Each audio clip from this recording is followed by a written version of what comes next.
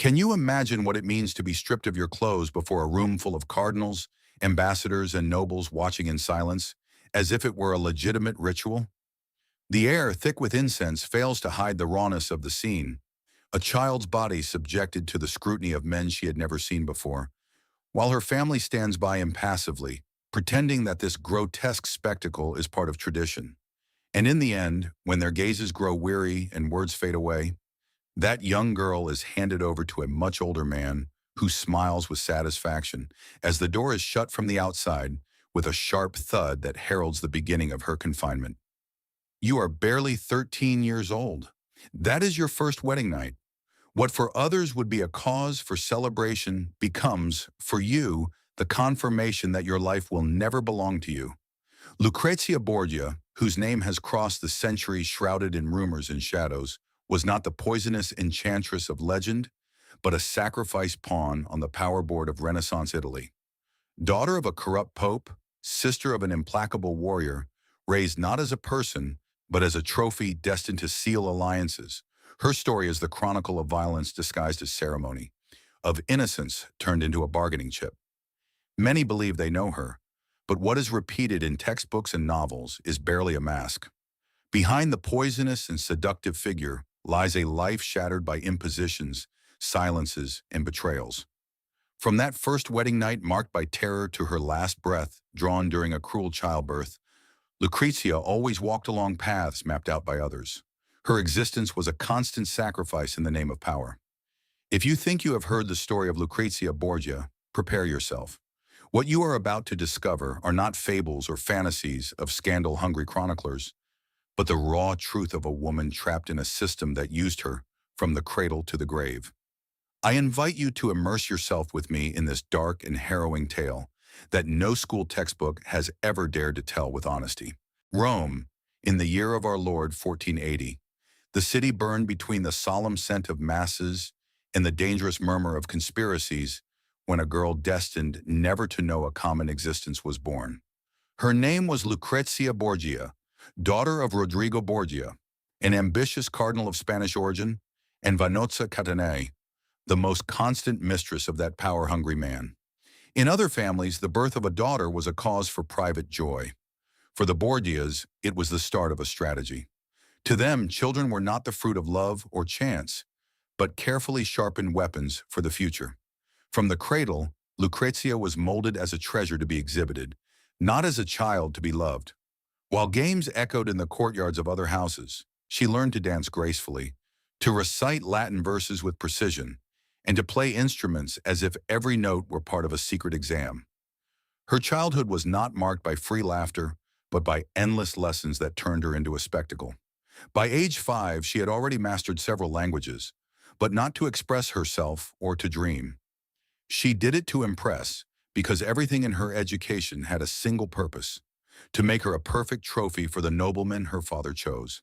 She grew up surrounded by luxury, but every ornament, every embroidered dress, was also a chain. Every gesture was watched, every mistake severely corrected, every smile rehearsed until it seemed natural. She learned very early on that affection came only as a reward for obedience, that love was a conditional contract, and that tenderness could vanish in an instant if she did not meet expectations. The pride her father felt for her was not that of a parent, but of a merchant guarding a precious investment. Barely 8 years old, her name was already slipping into secret letters between princes and ambassadors, described as the ideal future wife to secure alliances. While other girls her age dreamed of rag dolls, she was treated as a rare jewel whose purity had to be protected until the day a powerful man paid for her. Gradually, even her mother's figure faded, replaced by tutors, friars, and diplomats, all tasked with polishing her until she became the perfect lady. In that environment, there was no room for tears or doubts. She learned to keep silent when she was afraid, to smile when she was sad, and to obey without understanding. Being a Borgia meant living enclosed by gold on the walls and silence in the soul. Her childhood, instead of being a sanctuary of innocence, was training for sacrifice. And the cruelest part is that she had not yet tasted the deepest wound that fate had in store for her. At barely 11 years old, Lucrezia's life changed in a way no young girl should ever know.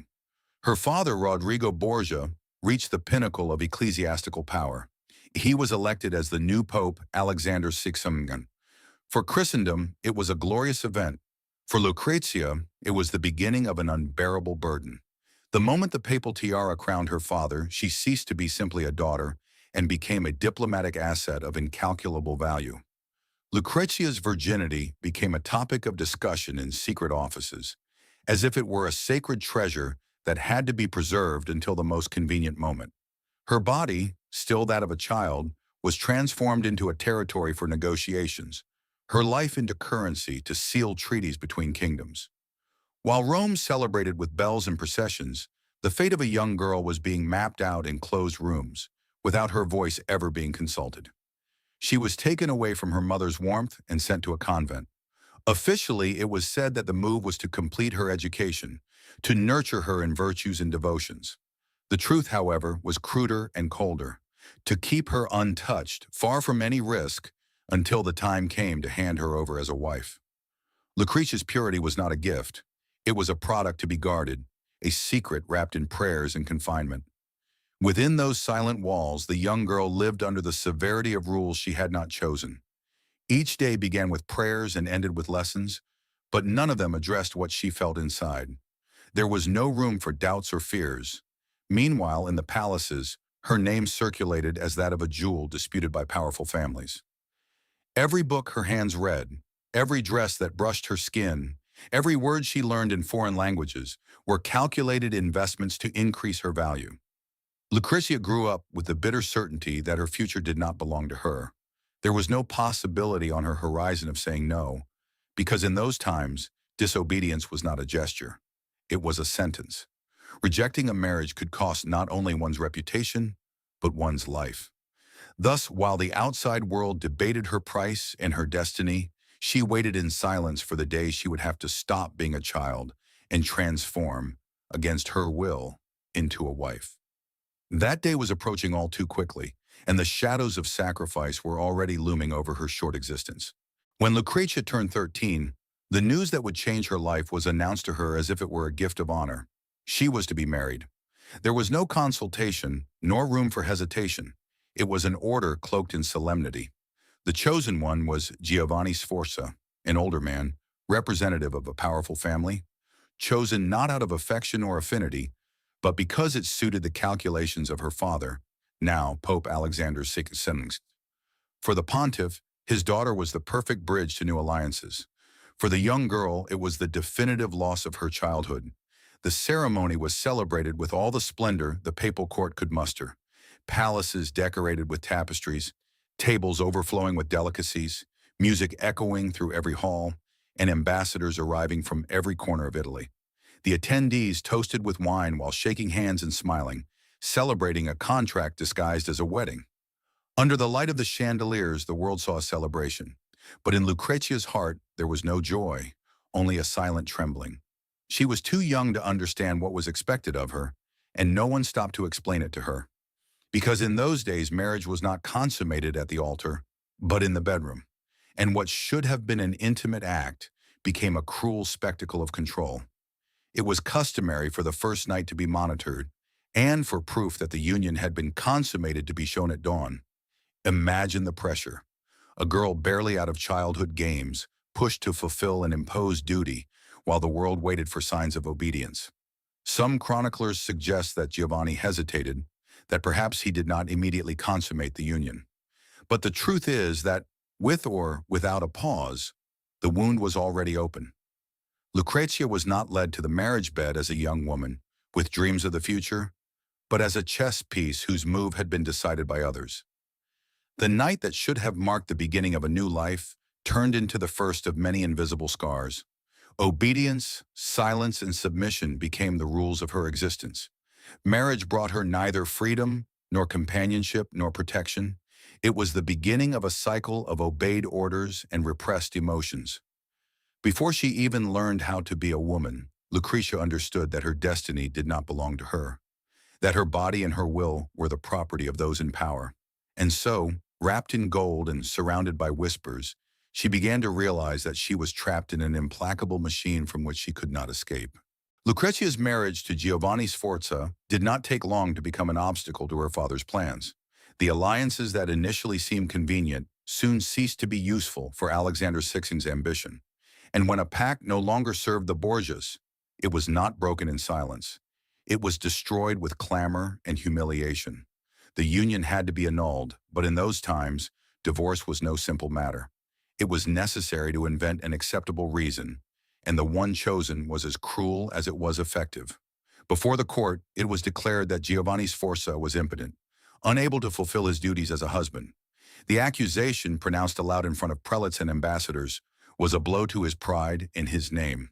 Giovanni, wounded and furious, found himself reduced to public mockery, turned into the scapegoat of a political move. The betrayed husband's response was not long in coming, and it was even more brutal. He spread rumors throughout Italy, hinting that Lucrezia was engaged in incestuous relationships within her own family. The words were poison. There was no proof, but in those days a malicious insinuation was enough to drag one's honor through the mud. The young woman, barely out of childhood, found herself dragged into the center of a scandal she had not caused. While men debated alliances, prestige, and power, she was treated as if she did not exist. No one asked for her opinion. No one defended her. There was only the silence of someone watching her name being dragged through streets and squares, repeated in whispers and laughter, turned into a spectacle. Lucrezia was returned to her family like a defective object, a broken piece that was no longer useful on the board. The marriage was annulled, the alliance broken, and an indelible stain fell upon her shoulders. In the eyes of Europe, she was no longer the Pope's pure daughter. Her image, previously presented as an unblemished jewel, began to be viewed with suspicion. The gold had turned to rusted iron, and the rumors only grew. No one wanted to stop and see the wounded young woman behind the slander. To many, she was nothing more than the protagonist of a shameful drama. And yet for Lucrezia, this was not the end of her misfortunes, but barely the first chapter of a destiny that would drag her, time and again, into the same bonfire of scandals and betrayals. Following the annulment of her marriage to Giovanni Sforza, Lucrezia disappeared from public life. The silence surrounding the young woman aroused more suspicion than any words. She was discreetly sent to a convent under the pretext of rest and reflection. But in Renaissance Italy, prolonged silence was always a veil hiding secrets too heavy to be exposed. After a few months, the rumors began. Some claimed to have seen her with a different countenance, a slight curve in her belly, a strange gleam in her eyes. The truth came to light like a knife in the shadows. Lucrezia was pregnant. She was barely 15 years old, separated, marked by scandal, and yet she was going to give birth to a child out of wedlock. In an era when honor was worth more than life, this was unthinkable, and at the same time, all too real. The birth of the child was surrounded by an almost sepulchral silence. There was no official announcement, no celebrations, no public blessings. The baby, later known as the Roman infant, was snatched from his mother's arms shortly after birth and handed over to caregivers chosen by the papal court. Lucrezia was not allowed to hold him or hear his cries more than a few times. Motherhood, which could have given her meaning and refuge, was mercilessly denied to her. Most disturbing were the documents issued by the Vatican, two different records, two opposing truths. One claimed the child was the son of an unknown prince, as if it were a secret affair. The other, even more terrible, hinted that he was the son of Pope Alexander VI himself. Yes, of her father. The echo of this suspicion spread across Europe, fueling the Borgia legend and sinking Lucrezia into a sea of slander. Was it a hidden romance and covered-up abuse, or simply another ruthless political move? Historians still debate it, but the truth is that she was the primary victim. She was never allowed to raise that child. She was never able to watch him grow, or speak his name in public, or weep for him openly. The Roman infant became a shadow torn from her life, an invisible scar that bled in silence until her last breath. Lucrezia carried that pain with her head held high, as was expected of a Borgia.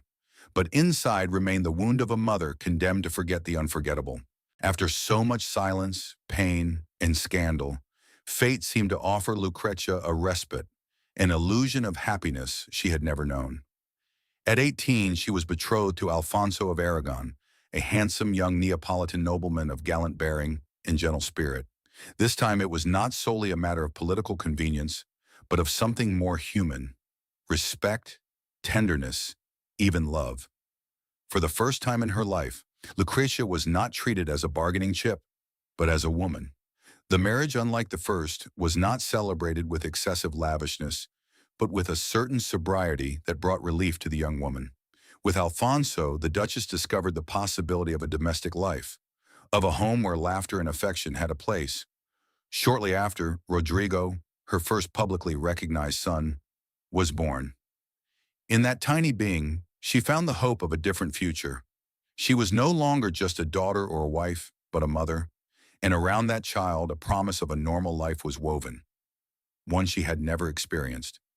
For some time, Lucrezia lived what had been denied to her since childhood: a routine without fear. The warmth of a husband who treated her with respect, the joy of cradling a son, the feeling of finally belonging to a real family and not just a strategy. But that calm was fragile, too bright for a dynasty like the Borgias. Cesare Borgia, her brother, now the military leader of the family, looked upon Alfonso with suspicion. The alliance with Naples had ceased to serve the Vatican's interests, and a happy marriage could not stand in the way of power plans. The relentless machinery began to turn once more. One night on the steps of the Vatican, Alfonso was attacked by hooded men. Repeated stab wounds tore his body. He survived for a moment, bleeding out in Lucrezia's desperate hands. She cared for him with devotion, begging for medical help. But the doctors sent seemed more like spectators than saviors. They did not cure, they did not heal. They only watched, as if waiting for life to slip away quietly. Though weakened, Alfonso held on for a few days, clinging to his wife's hope. Until one night, he was found dead in his bed. The official version spoke of complications. The truth, however, was whispered in every hallway. He had been strangled, murdered in silence, probably by order of someone with the same last name as Lucrezia. For the young Duchess, it was a devastating blow. She lost the only man who had treated her with humanity, the father of her child, and perhaps the only true love she ever had in her life. And the cruelest part was that she lost him knowing she could not scream, she could not accuse, she could not even show too visible a grief. Because she was still a Borgia, and Borgias did not cry. Borgias moved forward even if they were broken inside. Following the tragedy of Alfonso of Aragon, Lucrezia's life took a seemingly different path, though in essence it remained bound to the same chain of sacrifices. She was sent to Ferrara, where she became a duchess. From afar, her life seemed peaceful, elegant, wrapped in courtly pageantry and the calm of palaces. But behind the decorated walls, the reality was that of a cruel and silent cycle that imprisoned her body. Her existence was reduced to a ruthless routine: pregnancy, childbirth, brief recovery, and pregnancy once more. She became the womb of the dynasty, a biological instrument at the service of alliances and inheritances. Over the years, she endured at least 10 pregnancies, each heavier than the last. Her body, once fragile and delicate, was marked by invisible scars: the deep exhaustion of her womb, the fragility of subjected flesh, the pain that repeated itself like a relentless hammer. Not all of her children survived. 3 of them died while still small, and the wound of those losses remained buried under layers of silence. A duchess was not allowed to weep too much. Protocol demanded composure. The court demanded smiles, even if her heart was tearing apart. Lucrezia swallowed the pain like one swallows poison, maintaining a facade of strength while slowly consuming herself inside. Childbirth in those days was a true test of endurance at the very edge of life. There was no anesthesia, no hygiene, no safety. The closed, suffocating rooms were filled with inexperienced doctors and nervous maids. The air, thick with fear, was as heavy as the blood itself. Every contraction was a reminder that death could snatch her away at any moment. And yet, the pressure to bear heirs was constant, as if her value as a woman depended exclusively on her ability to give birth.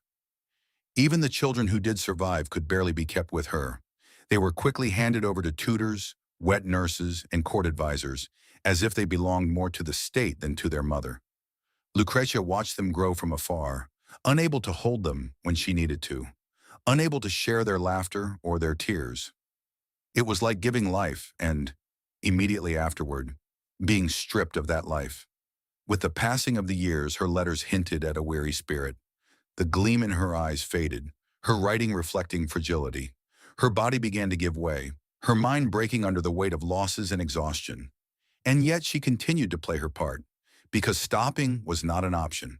A Borgia had to endure, even when endurance was now only a hollow echo of dignity. The year was 1519.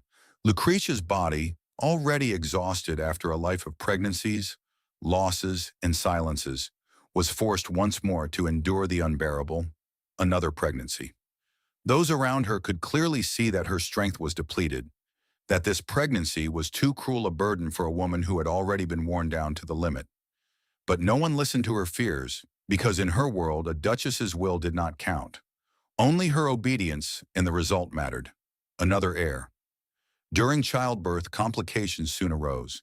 Intense hemorrhaging, an extremely high fever, and delusions that made her murmur forgotten names, fragments of prayers, and memories of a life marked by submission. The doctors, helpless and limited by the medicine of their time, could do little more than watch her slowly waste away. There was no anesthesia, no antibiotics, no hygienic conditions. What in any other era would be a moment of risk became a death sentence for her. She spent entire days in delirium and unbearable pain. In those delusions, she seemed to relive scenes from her past, her first monitored wedding night, the humiliation of the slander, the child snatched from her arms, the love lost on the steps of the Vatican. It was as if memory, before fading away, forced her to retrace every shadow she had carried in silence. Meanwhile, the court waited at a distance. There was concern, yes, but not that of those who fear for a beloved woman. Rather, it was the cold tension of those contemplating the potential loss of an important piece in the political game. Even in her agony, Lucrezia was not seen as a mother or a wife, but as a link of power that could break. Finally, after days of torment, her heart gave out. She was barely 39 years old. She died exhausted, empty, the victim of an existence always written by others. Around her bed there were no sincere tears or tributes of love, only the icy silence of an expected end. She died as she had lived, controlled, watched, silenced. After her death, Lucrezia Borgia's name did not rest in peace. For centuries it was repeated as a synonym for poison, lust, and betrayal. She was painted as a promiscuous, calculating woman, involved in conspiracies and crimes that could rarely be proven. The narrative that survived was that of a monstrous figure, an unscrupulous poisoner. But one only has to pull back the masks of official history to discover what was truly hidden behind them. Fear. It was the fear of female power in a world forged by and for men. Lucrezia was not the witch some wanted to fabricate, but a young woman used since childhood as a political tool. She was manipulated, silenced, discarded when convenient, and raised as a banner when useful. The scandals that surrounded her did not stem from her own will, but from the need of others to justify failures, cover up crimes, or simply destroy her reputation. She was the perfect target. Female, beautiful, vulnerable, and at the same time, the daughter of a pope. Turning her into a villain was the most effective strategy to deflect blame from those who actually ran the game. And yet the truth is that Lucrezia survived as best she could. She used silence when speaking was dangerous. She created beauty in the midst of chaos, surrounding herself with music, art, and small islands of humanity. She tried to rebuild her life even when her open scars were still bleeding, but the world preferred to remember the mask rather than the person. She was not a monster. She was a victim trapped in a system that turned young girls into brides, wives into prisoners, and mothers into shadows. A system that used them until they were completely worn out and yet demanded gratitude. Lucrezia's story is an indictment of that cruel machine that gleamed with gold on the outside while rotting on the inside. Today, with the distance of centuries and access to more honest sources, we can see her in her true dimension. A woman whose childhood was stolen, whose freedom was denied, and whose dignity was attacked, but who nonetheless tried to live among the ruins of the destiny others mapped out for her. The cruelest part is that even after her death, they continued trying to silence her. But if you listen closely, her voice still resonates. The real story of Lucrezia Borgia is not a fable of ambition and scandal, but a testament to abuse and resilience. Perhaps the time has come to stop calling her a legend and start seeing her for what she always was: human. A woman broken by politics, but never reduced to the lies they tried to impose on her. This was the dark and moving tale of Lucrezia Borgia, a real, hard, and cruel life, very different from the fantasies of princesses and castles. If this story has touched you, leave a comment, share what you felt while listening to it, and join us by subscribing to the channel, because there are still many silenced voices waiting to be told, and together we can give them back the echo that history denied them.